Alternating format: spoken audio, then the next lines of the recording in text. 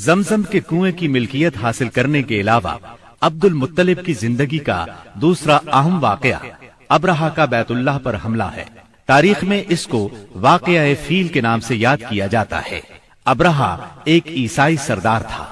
شاہ حبشہ نجاشی کی طرف سے یمن کا حاکم تھا۔ اس نے دیکھا کہ اہل عرب حج کے لیے مکہ مکرمہ جاتے ہیں اور خانہ کعبہ کا طواف کرتے ہیں، تو اس نے عیسائی مذہب کے نام پر یمن کے شہر صنعاء میں ایک عالیشان گرجا بنوایا۔ عرب میں اس گرجا کی خبر مشہور ہو گئی۔ قبیلہ کنانہ کا ایک آدمی وہاں گیا اور گرجا میں گندگی پھیلا کر بھاگ آیا۔ ابرہہ نے غصے میں آ کر قسم کھائی کہ کعبے کو ڈھا کر دم لے گا۔ چنانچہ وہ ایک لشکر جرار لے کر مکہ مکرمہ کی طرف روانہ ہوا۔ راستے میں عرب کے جس قبیلے نے بھی مزاحمت کی، ابرہہ نے اسے تہہ تیغ کر ڈالا، یہاں تک کہ وہ مکہ معظمہ کے قریب پہنچ گیا۔ وہاں کے لوگوں کو اپنے ارادے سے خبردار کرنے کے لیے اس نے اہل مکہ کے جانور پکڑ لیے۔ ان جانوروں میں عبد المطلب کے 200 اونٹ بھی تھے۔ عبد المطلب کو ابرہہ کی چڑھائی کی خبر ملی تو وہ خانہ کعبہ کی دیواروں سے لپٹ گئے اور رو پڑے، اللہ سے اپنے گھر کی حفاظت کی دعا کی۔ قریش کے چند سرداروں کو لے کر ابرہہ سے ملنے کے لیے گئے اور اس سے اپنے اونٹوں کی واپسی کا مطالبہ کیا۔ ابرہہ ان کی بات سن کر حیران ہوا اور بولا، تم نے اپنے اونٹوں کی واپسی کی تو بات کی، کعبے کے متعلق ایک لفظ بھی نہیں کہا، میں تو یہاں کعبے کو ڈھانے کے لیے آیا ہوں۔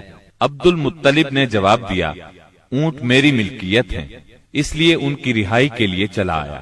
کعبے کا مالک اللہ ہے جو اپنے گھر کو بچانے کی پوری طاقت رکھتا ہے۔ ابرہہ نے ان اونٹوں کی واپسی کا حکم دے دیا۔ یہ اپنے اونٹ لے کر مکہ معظمہ واپس آ گئے۔ 60-70 ہزار کا لشکر تھا اور اس میں 9 یا 13 ہاتھی تھے۔ اس لشکر نے آخر مکے پر چڑھائی کی۔ لشکر مکے کے نزدیک پہنچا تو محمود نامی ہاتھی نے مکے میں داخل ہونے سے انکار کر دیا اور وہیں بیٹھ گیا۔ ایسے میں اچانک باہر قلزم کی طرف سے پرندوں کا ٹڈی دل نظر آیا۔ ان کے پنجوں اور چونچوں میں کنکریاں تھیں۔ جن سپاہیوں پر وہ کنکریاں پڑتی ان کے اعضاء کٹنا شروع ہو جاتے۔ ان کنکریوں کے گرنے سے ابرہہ کی فوج اور ہاتھیوں کا جو حشر ہوا وہ بلا شبہ تاریخ عالم کا ایک نہایت حیرت ناک باب ہے۔ خود ابرہہ مشکل سے گرتا پڑتا صنعاء تک پہنچا اور نہایت دردناک عذاب میں گرفتار ہو کر یمن میں مرا۔ عربوں کے ہاں اس سال کو عام الفیل کہتے ہیں۔ ایک مدت تک یہی تقویمی سال شمار ہوتا رہا۔ قرآن کریم میں یہ واقعہ سورہ فیل میں بیان ہوا۔